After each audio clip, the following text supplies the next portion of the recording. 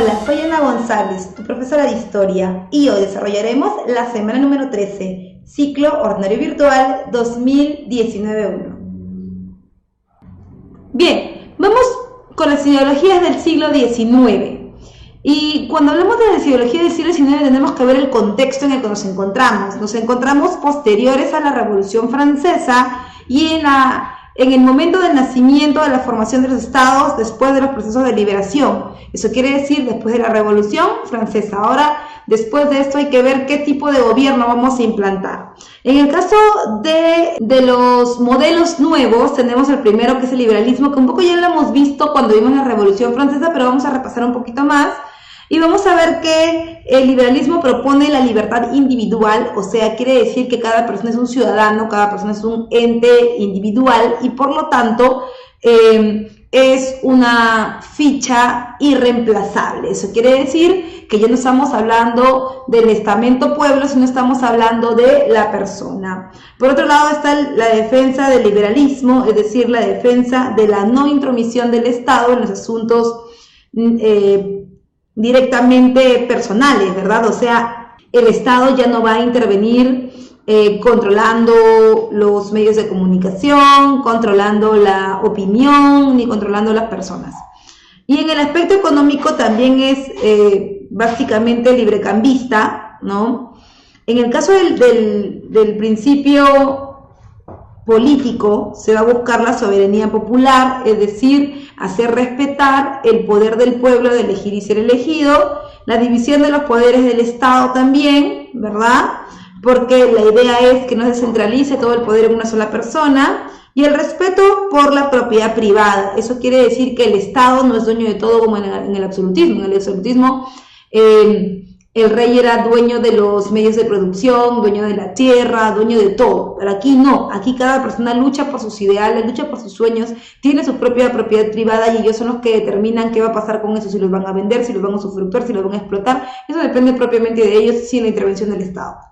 Por otro lado está el nacionalismo. El nacionalismo es ese sistema por el cual se propone el elemento de la pertenencia a un espacio. Puede ser un espacio territorial o puede ser simplemente un espacio social, ¿no es cierto? Porque tú ya sabes que en el nacionalismo no necesariamente estamos sujetos al territorio. Pueden haber naciones que inclusive no se encuentran dentro de un mismo territorio en común, por ejemplo los judíos.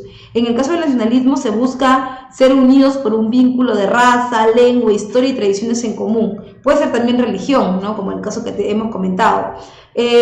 La historia es muy importante porque básicamente la historia es la que los une a todos sin que estos puedan hacer algo por evitarlo, porque tú no puedes cambiar tu pasado. Por lo tanto, la historia es el elemento más importante del nacionalismo.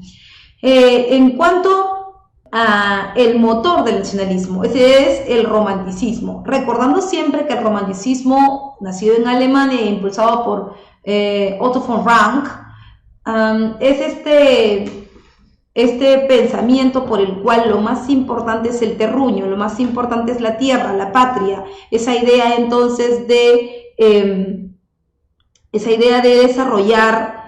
desarrollar un amor por lo que uno considera su pertenencia, el lugar donde ha nacido, y darlo todo por el terreno o el territorio y sus habitantes, por supuesto. Es el caso en el Perú, lo vemos palpablemente, el caso de Francisco Bolognesi, que sabiendo que iba a perder durante la Guerra del Pacífico y que casi todas las cartas estaban echadas, decidió luchar hasta el final, hasta quemar el último cartucho por el territorio peruano, ¿no es cierto? Esa es la idea, ¿no? La idea es darlo todo y por el todo en relación a tu nación. Bien, y por otro lado está el conservadurismo, que es la defensa del status quo. Eso quiere decir que es la defensa y mantenimiento del sistema absolutista de los monarcas o de los reyes, como lo habíamos visto en la edad moderna, en donde los reyes al final lo eran todo, y la aparición del regalismo, en donde el poder del rey estaba sobre el poder de todos. Aquí es lo que se va a primar. El conservadurismo entonces buscaba mantener el sistema de los reyes, ¿no? Y por otro lado también los privilegios de la iglesia, que tú ya sabes que siempre va de la mano con el poder el poder político, ¿no? El poder político y el poder de la iglesia son uno solo. Bien. Por otro lado está el socialismo, y en el caso del socialismo aparece el socialismo utópico y el científico, ambos con la idea de un gobierno del pueblo y para el pueblo, ¿no es cierto? En el caso del socialismo utópico, el reemplazo, lo principal es buscar el reemplazo de la propiedad privada por una colectiva, porque aquí se supone que todos somos iguales y como todos somos iguales tenemos derecho a lo mismo, que en versión natural, ¿no es cierto?, habría sido la naturaleza sin propiedad privada. Una vez que este elemento sale, a todos nos correspondería lo mismo y las tareas para desarrollarlo también. Y por otro lado, el socialismo científico busca el capitalismo, busca poner al capitalismo como una fase de la historia. Eso quiere decir que la historia tiene fases que terminarían con el comunismo, ¿no es cierto?, que es la fase máxima del socialismo. Y entonces tendríamos, por ejemplo, que después del capitalismo debería venir la dictadura del proletariado con un partido único, que es la fase socialista, y donde se eliminaría la propiedad privada con el objetivo de crear una sociedad sin clases, que es la fase comunista, ¿no es cierto? Es decir, que en el socialismo científico propuesto por Karl Marx, la idea es que se suba como si fuera una escalera del peldaño menos favorecedor para el pueblo hasta el más favorecedor, que sería un gobierno del pueblo y para el pueblo con total desarrollo de libertad y sin propiedad privada. Y finalmente el anarquismo, que es esta idea de supresión del Estado. Se supone que el anarquista concibe que el ser humano nació libre y así como nació libre debe mantenerse sin ninguna institución que lo domine, por ejemplo, sin la Iglesia Católica, sin el Estado, sin el ejército. Nadie debe decir lo que él debe hacer. Ahora, el problema del anarquismo, como varios otros problemas que hay en estos modelos del siglo XIX, es que en general no tenemos una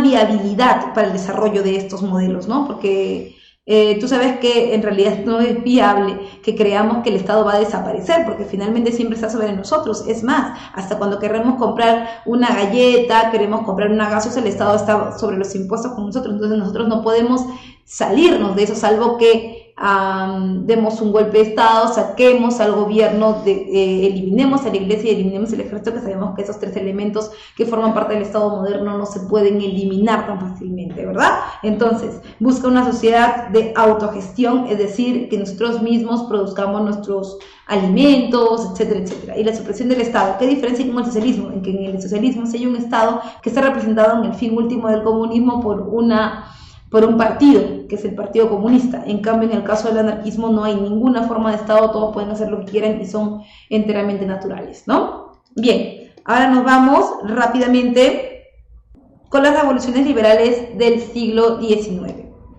Bien, vamos con las revoluciones liberales del siglo XIX.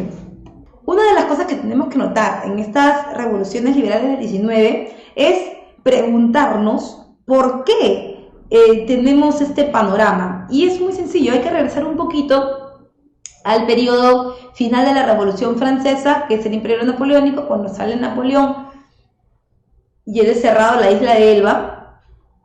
Empieza un proceso de retroceso, entre comillas, llamado restauración. La restauración buscaba regresar al antiguo régimen y tenía dos instituciones: la Santa Alianza y el Congreso de Viena. En el Congreso de Viena se estipulaba el regreso de los reyes absolutos al gobierno y también la nueva configuración política de los territorios europeos. Entonces, en este contexto es que los reyes han regresado al gobierno y al regresar al gobierno, entonces tenemos que han intentado poco a poco retomar todo su poder. Ese es el caso de Carlos X. Carlos X, por ejemplo, es el que es golpeado por la Revolución del 30, que tiene como causa la censura de la prensa porque Carlos había puesto finiquito a la libertad de expresión. La gente no podía decir lo que quería, estaba prohibida, empiezan a aperturarse leyes en contra de la libertad. La limitación del derecho al voto. Es muy importante el derecho al voto porque él creía que solo algunos con muchos recursos podían disponer del voto, y esto prácticamente se acercaba cada vez más a un sistema estamental o de privilegios que habíamos visto en la Edad Moderna. Por otro lado, también está el intento de regresar al absolutismo completamente, o sea, porque él todavía está restringido por algunos sectores como los burgueses que están mirando lo que está haciendo pero que no pueden intervenir. Entonces, él lo que está intentando es regresar al absolutismo y eso es lo que no se quiere, por eso es que aparece la revolución de 1830, en donde los burgueses, la alta burguesía francesa, va a derrocarlo y va a poner un nuevo gobernante que sea alguien más fácil de manipular por ellos y que gobierne con una constitución, que es el famoso rey burgués Felipe I, ¿verdad? Bien, ahora, por otro lado, también, recuerda, por otro lado, Felipe va a llegar al trono. El único problema es que al principio está controlado por la burguesía, pero poco a poco va llevando también, va empezando a tener un poco más de poder, y este poder entonces va a hacer estallar otra revolución en el 48, 18 años después, a través de algunas causas como por ejemplo la prohibición de los banquetes. Felipe sabía perfectamente que los burgueses, había algunas cosas que no le gustaba de su gobierno, ¿no? Sobre todo que ya estaban viendo que su perfil era un poco más absolutista y que poco a poco quería dejar de lado la constitución, y es por eso que se reunían para revisar algunos asuntos que él estaba desarrollando, como por ejemplo la reforma electoral, ¿no? Él quería, igual que Carlos X, que solamente unos cuantos pudieran votar y que sean hombres y que solamente con algunos derechos, ¿no es cierto?, que sea una cúpula, un grupo pequeño, y eso era lo que no le gustaba a la burguesía en general, porque sí es cierto que a la alta burguesía le convenía, pero a la baja burguesía, aquellos que estaban más pegados al pueblo, no les convenía, y digamos que es la gran masa que mantiene económicamente el sistema o el circuito económico en Francia. Así que ellos van a tratar de conspirar en contra de él dentro de las reuniones sociales que tenían, llamados banquetes. Él va a eliminar los banquetes para que no se puedan reunir, y esto provoca el estallido de la revolución en el año 48.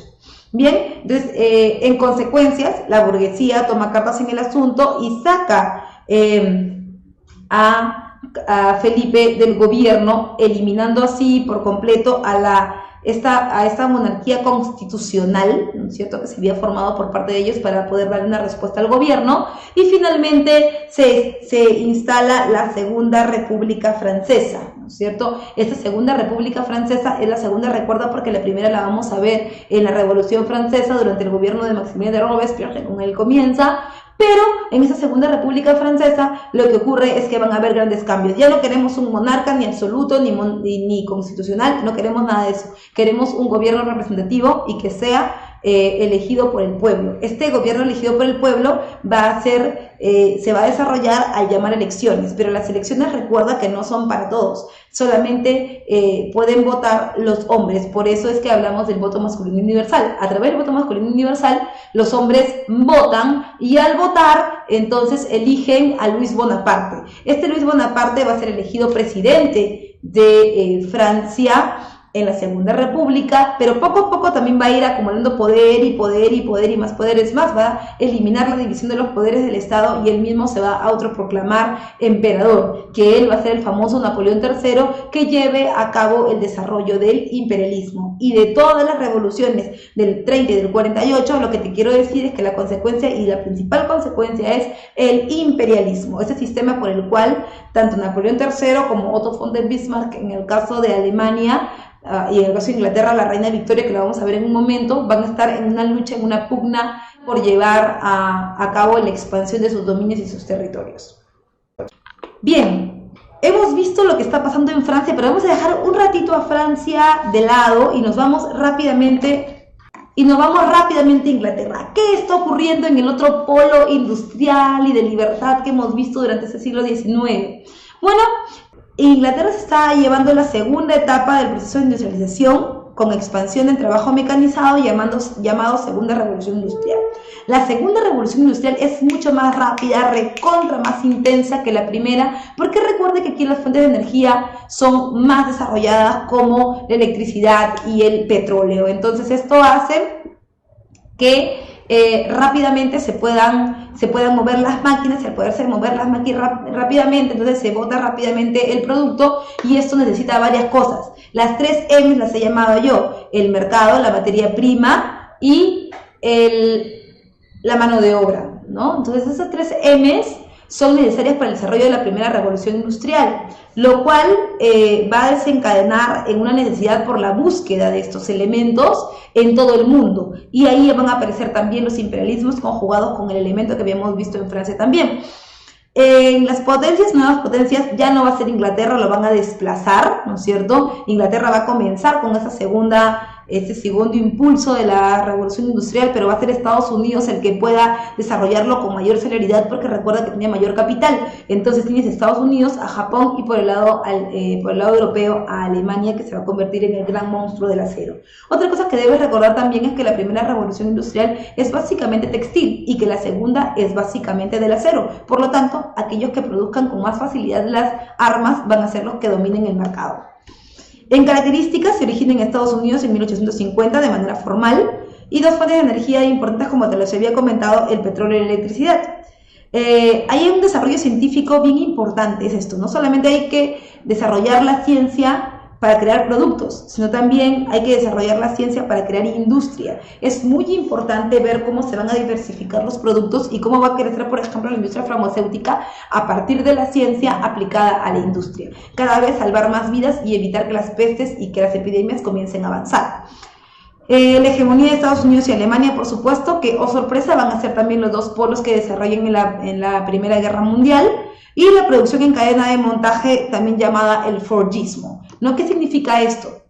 Henry Ford, que es el principal desarrollador del producto uno de los productos más importantes de la segunda revolución industrial, que es el automóvil, va a decidir abaratar los costos para subir la ganancia en la producción. ¿Y cómo lo hago? Ya no necesito, por ejemplo, ponerme en la perspectiva de crear un carro completo para venderlo, porque eso me demora mucho tiempo. ¿Cuánta mano de obra me demora? Demasiada.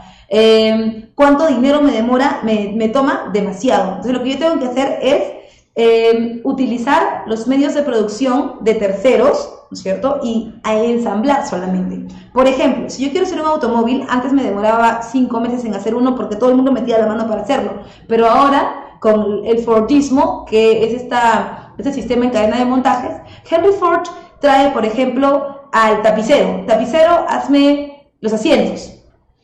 Cauchero, hazme las llantas. Tú hazme el chasis. Tú hazme la caja de cambios. Entonces, lo único que hace él, que por ejemplo, el llantero le hace las llantas en una semana y le cobra un porcentaje determinado. El tapicero hace sus asientos en una semana también y le cobra un porcentaje, y así todos más o menos en el mismo rango de tiempo se dedican a hacer las partes del carro y luego él simplemente las une. Con eso ha abaratado los costos porque cada quien ha cobrado solamente por el trabajo que ha hecho y además tiene un producto finalizado. Y segundo, que necesita menos gente para la cadena de montaje porque las máquinas van a reemplazar a las personas. Entonces esto quiere decir que en vez de que un carro salga en 5 meses, va a salir en 1 o 2 semanas a lo mucho, y por lo tanto van a poder hacer 1, 2, 3, 4, 5, 6, 10 carros en el mismo tiempo, y esto por supuesto le va a permitir vender más. Ahora, el único problema de eso es que hay que conquistar nuevos mercados para que esto pueda ser efectivo. En cuanto a las principales industrias, está la principal industria que es la eléctrica, en donde está la General Electric, ¿no es cierto?, que nos va a permitir el desarrollo de fábricas como la General Electric de JP Morgan, y el desarrollo del episodio de la Guerra de las Corrientes, que es la pelea entre Estados Unidos e Inglaterra por las caídas de agua que van a generar las fuentes de energía que luego van a mover las industrias. También la industria petrolera, con el desarrollo de los derivados como la gasolina, muy importante sobre todo para el sistema automotor. Y sobresale, por supuesto, la organización Rockefeller. Recuerda que John Rockefeller va a ser dueño de la Standard Oil Company, la New Jersey Oil Company y la International Petroleum Company, que va a llegar al Perú y que es la que tú más vas a conocer. En la industria farmacéutica, las vacunas como la vacuna Jenner, que es la más importante de todas, y los laboratorios como Bayern. Tú ya sabes, si es Bayern, es bueno. Los Bayern van a ser un boom durante la Primera Guerra Mundial porque ellos van a desarrollar algunos antídotos y tratamientos para enfermedades que van a arrasar, como por ejemplo la pediculosis o por ejemplo enfermedades que en general estén relacionadas a los parásitos externos como los piojos. En el caso de la industria automovilística lo habíamos visto con el Fordismo, ¿no es cierto? Y el sistema de cadena de montaje, y en el caso de la industria del acero, con el convertidor Bressener, y por supuesto el desarrollo de Alemania a todo galope, que por eso se va a sentir segura y va a llevar a una primera guerra mundial. En consecuencias, aparecen los monopolios industriales porque aparece una necesidad de expandirse, monopolios comerciales como el cartel, el holding, el trust. La idea es que las empresas se conviertan cada vez en espacios más seguros, en espacios más sólidos, y por eso se tienen que juntar. Tú me preguntarás, profesora, pero los monopolios son de la edad moderna. Sí, pero esos son monopolios modernos, nuevos, que van a permitir no necesariamente el aumento del poder del rey, sino van a permitir el aumento del poder de las empresas, que son individuos particulares que buscan enriquecerse ellos mismos, ¿no? Y el gran pánico de 1873, se produce, pero demasiado. Es el problema de la sobreproducción. Produces demasiado y no tienes dónde vender, te vas a quedar con toda la mercadería, y por supuesto eso va a crear una crisis económica. Esa crisis económica la llamamos el gran pánico de 1873, en donde Estados Unidos es el protagonista. Es más, el crack del 29 no es el primer gran problema económico que tienen, el primer gran problema que tienen es el gran pánico. Y por supuesto la búsqueda de las 3 M's, como te lo he venido comentando hasta el momento. Una de las consecuencias a las que nos habíamos referido en los temas anteriores era la aparición del imperialismo. Profe, ¿cuáles son los 2 grandes elementos que permiten el imperialismo? Bueno, la segunda revolución industrial, porque necesita mano de obra, mercado y materia prima, hay que salir a buscarlos y hay que colonizar. La segunda colonización se llama imperialismo, ¿no es cierto? Y también, por supuesto, las revoluciones liberales del 30 y del 48, porque con esto se crea en Francia un imperio que es el famoso imperio de Napoleón III. Entonces, vamos a recapitular un poco. En Francia tenemos a Napoleón III, en Alemania tenemos a Otto von der Bismarck, y en Inglaterra tenemos a la reina Victoria. Los 3 quieren expandirse porque no solamente están en un periodo de auge, sino también están inmersos todos en la segunda revolución industrial. Entonces, como causas aparece la sobreproducción de la segunda revolución industrial, que nos obliga a salir de nuestra zona de confort, la búsqueda de las 3 M's, la sobrepoblación europea. Y la gente siempre pregunta, profesora, ¿por qué hay una sobrepoblación europea? Por varias cosas. Primero, porque hace varios años, casi una decena de años, no hay guerras y por lo tanto no ha podido descender la tasa demográfica.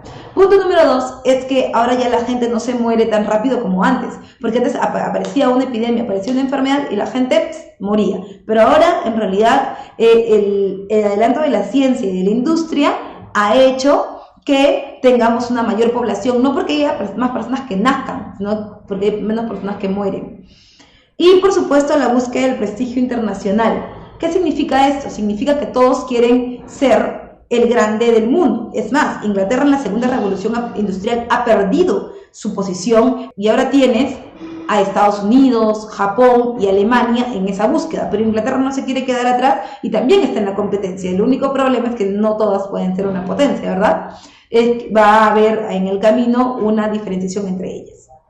En cuanto a las características está la formación de los grandes imperios, te los he venido comentando, Alemania, Francia, que se está manteniendo, Inglaterra, que casi se está queriendo soltar, y por supuesto el grande de los grandes, Estados Unidos, ¿no?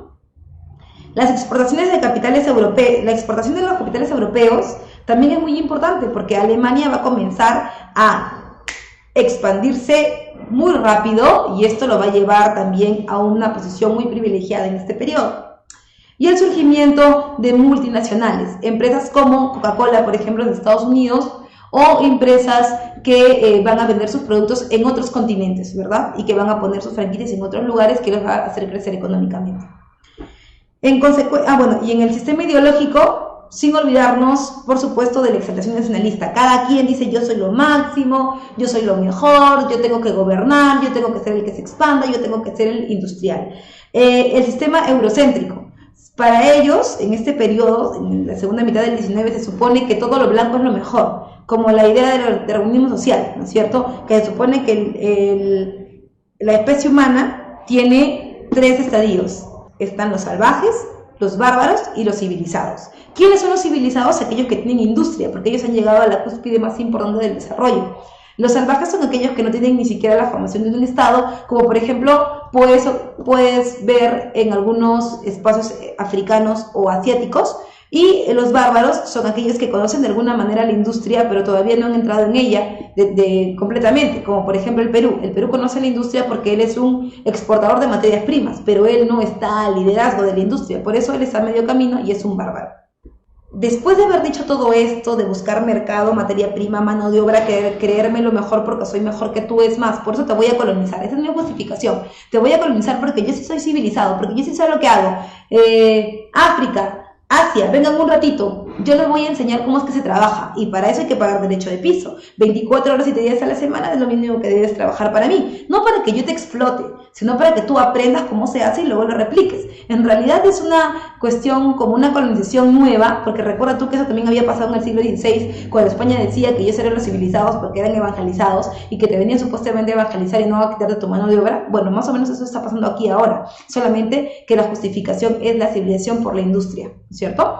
Entonces es ahí donde Inglaterra se hace de muchos territorios en África, de muchos territorios en Asia. Lo mismo le pasa a Francia, pero no tanto así le pasa a Alemania, porque Alemania solo llega a tener una sola colonia en el África, que es Camerún, ¿no es cierto? Y por eso comienzan los conflictos, porque las potencias están comenzando a desarrollarse, pero Alemania está quedando muy relegada porque el reparto de las colonias es desproporcionado. En la conferencia de Berlín es donde se reparte el África, y en esa repartición a Inglaterra le toca un gran cúmulo, a Francia le toca otro gran cúmulo y a Alemania no le toca casi nada. Es por eso que Alemania dice, bueno, yo ya no quiero ninguna colonia, yo ya no quiero ser dueño de un pedacito del mundo, yo quiero ser dueño de todo el mundo. Y es por eso que comienza la Primera Guerra Mundial, por la rivalidad que existe entre las potencias industriales colonialistas. Vamos con la Primera Guerra Mundial. La Primera Guerra Mundial también es como una cadena, ¿no es cierto? Está jalando algo. ¿Y de qué está jalando? La búsqueda de las 3 M's, nunca te olvides: mercado, materia prima y mano de obra. Esta pelea por ver con quién se queda con la parte más importante del mundo, o todo el mundo, es lo que desencadena la Primera Guerra Mundial. Alemania sabe perfectamente que para llevar a cabo la Primera Guerra Mundial le basta poco tiempo, porque no tiene un ejército muy desarrollado, tiene pocas colonias, por lo tanto los que tienen más colonias tienen más ejército, más tropa.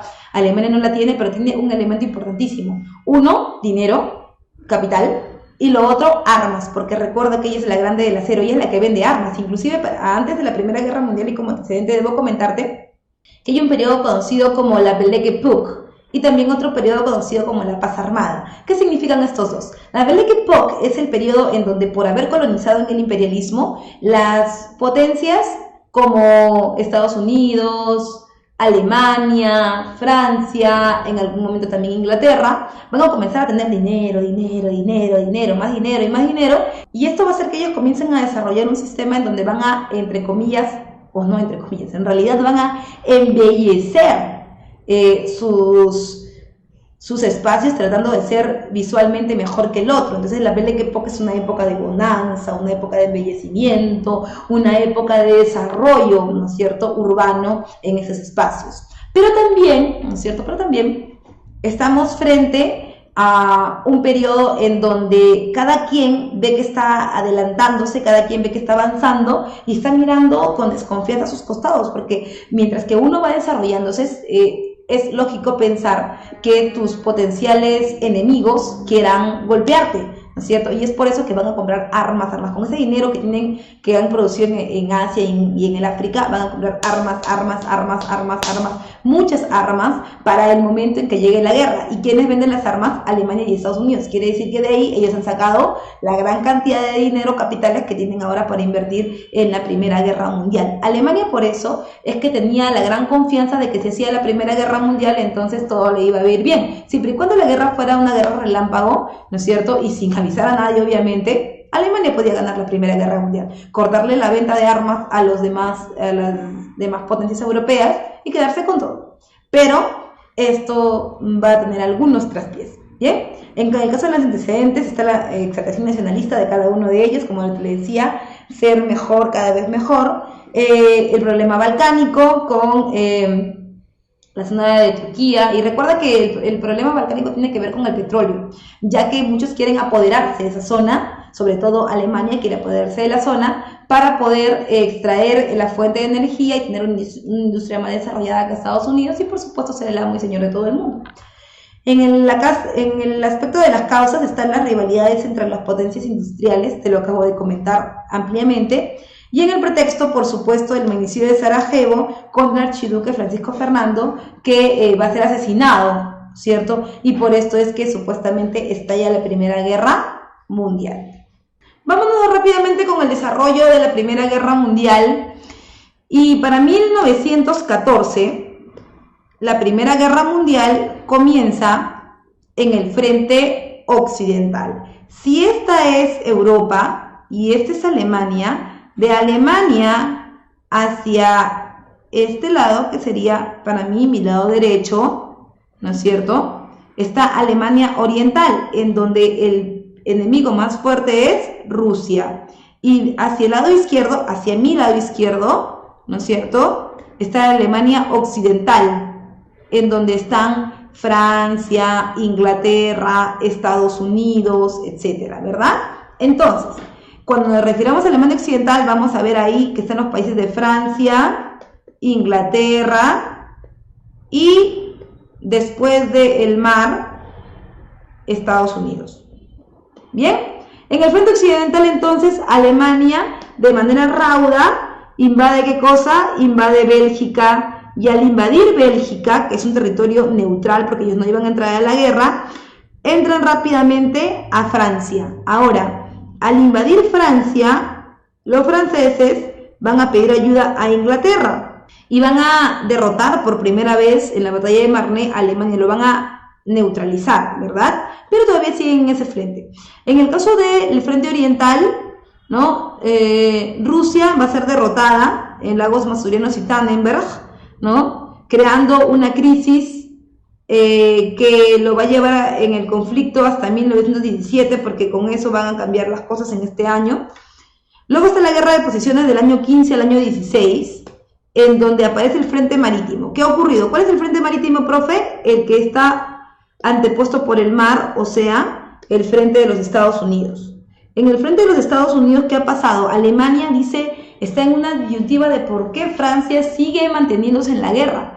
¿Por qué Francia no ha perdido la guerra? Y es porque se va dando cuenta que Inglaterra lo está ayudando, sí, pero Inglaterra también está mal económicamente. ¿Qué ha pasado? Recuerden que Inglaterra ya no es la potencia que era antes.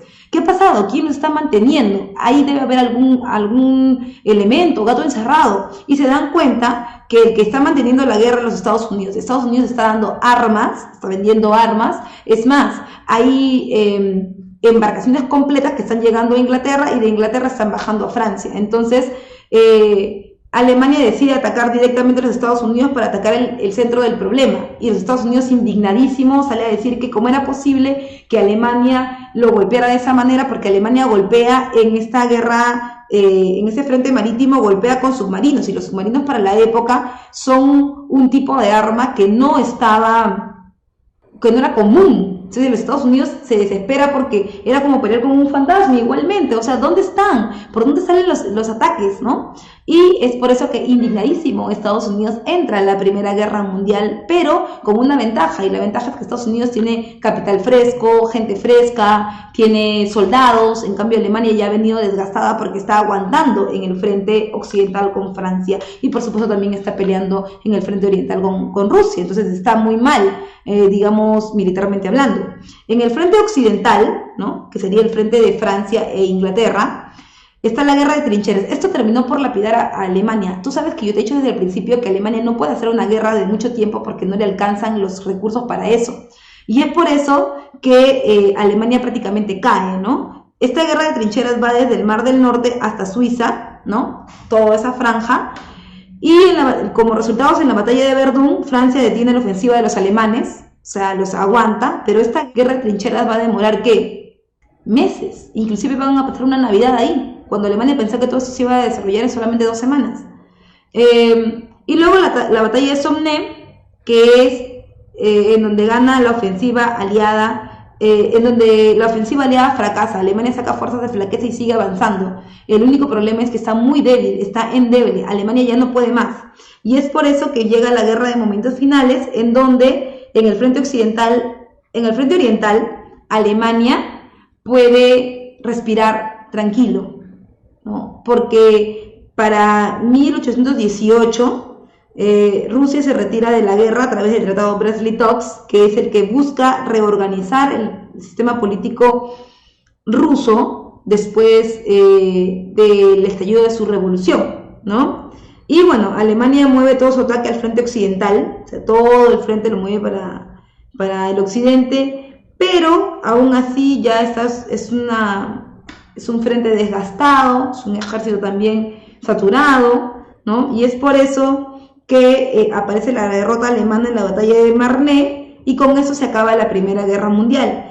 Aparece el armisticio de Compiègne. Hay que tener cuidado con Compiègne porque esto no es el documento final de la guerra, son 6 meses de alto al fuego en donde Alemania deja de atacar, ya nadie va a atacar, ha terminado la guerra. Vamos a ver en esos 6 meses cuál va a ser el castigo ejemplar de Alemania, quién va a ser el que va a liderar este sistema de castigos. Pues Estados Unidos a través de su presidente Woodrow Wilson.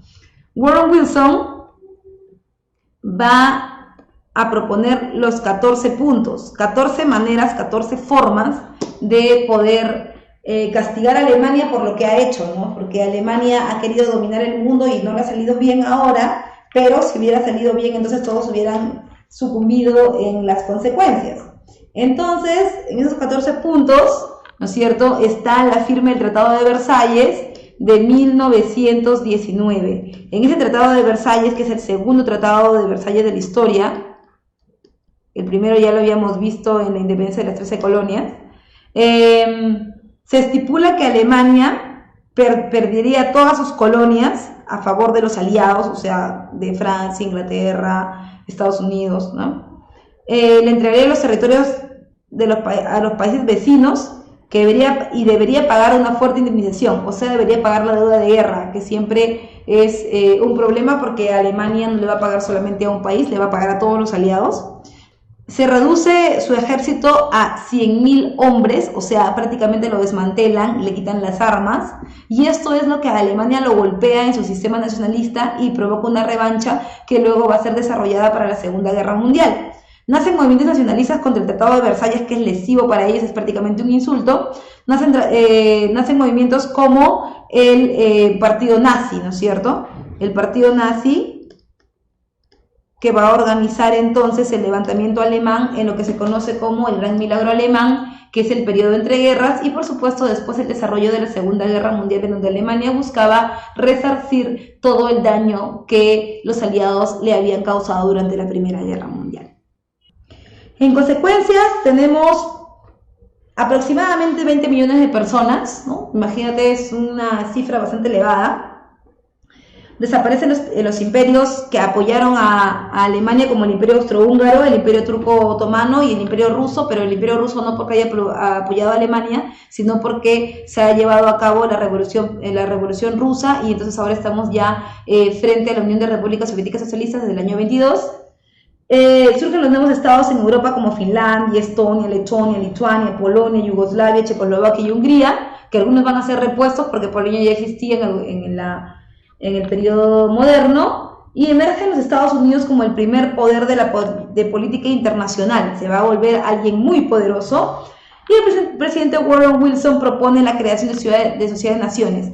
¿Qué es la Sociedad de Naciones? Es la institución que busca velar por la paz mundial y evitar nuevamente el avance de una guerra, lo cual no pudo ser desarrollado porque tú sabes que Alemania inició una Segunda Guerra Mundial y Estados Unidos continúa esa Segunda Guerra Mundial, del cual va a salir victorioso y prácticamente amo y señor de todo el mundo, compartiendo el poder con la bipolaridad entre ellos, bueno, entre Estados Unidos y la Unión Soviética. Ahora nos vamos con las preguntas. Bien, vamos con la pregunta número 1 y dice: sobre las ideologías del siglo XIX, indique cuáles son los enunciados verdaderos o falsos según corresponda. El liberalismo propone la lucha de clases. Eso es falso. Falso. El liberalismo propone la libertad individual de cada ciudadano, porque ellos tienen un poder para elegir y ser elegido. No estamos hablando de grupos, estamos hablando de individuos. Uno de los representantes del conservadurismo es Metternich. Eso es verdadero. Recuerda que Clemente de Metternich es uno de los más grandes desarrolladores de este concepto. Los nacionalismos exaltan el orgullo patrio. Eso es verdad, ¿no es cierto? ¿Por qué? Porque te había dicho, el amor al terruño, a su defensa y a su mantenimiento para la organización de todos en una sola nación. El socialismo científico cree en una transformación pacífica. El científico no, ese es el socialismo utópico. El socialismo utópico sí, creen que se pueden organizar tanto los industriales como los proletarios y llegar a un acuerdo. En cambio, en el científico no, en el científico lo que se busca es la eliminación de la propiedad privada, pero no se habla de la comprensión entre ellos. Eso es falso, por eso tu clave es la letra C. Falso, verdadero, verdadero, falso. Pregunta número 2 dice, a partir de la tercera década del siglo XIX estallaron revoluciones liberales de origen burgués en Europa Occidental. Es una de las consecuencias de la revolución del año 48. Nos están preguntando por la última revolución, ¿verdad? Esta es la que se hace en contra de ¿quién? En contra de Felipe I, que es el rey burgués, por el problema de los banquetes, y con eso se termina ¿qué cosa? Se termina el sistema de monarquía constitucional. Muy bien, entonces dice, Carlos X renunció al trono, ¿no es cierto? En la del 48 no es Carlos X, y Carlos X tampoco renuncia, Carlos X lo votan, o sea, este no es. Fin de la aristocracia en Francia. No, porque en realidad ya el sistema aristócrata de estamentos ya había terminado con la Revolución Francesa. Luis Felipe de Orleans ganó las elecciones, no gana las elecciones Luis Felipe de Orleans. Recuerda que a él lo propone, no por él mismo que va a las elecciones, sino que lo propone el sistema burgués.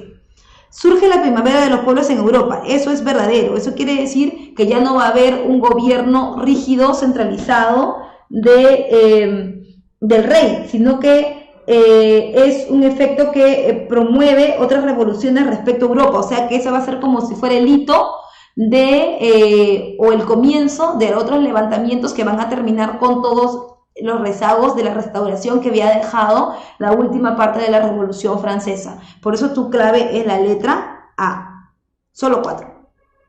Pregunta número 3 dice, durante la segunda mitad del siglo XIX se dio la expansión del trabajo mecanizado, surgen las nuevas fuentes de energía, la producción en masa de bienes de consumo, así como la creación del motor a combustión interna. Las anteriores características pertenecen a...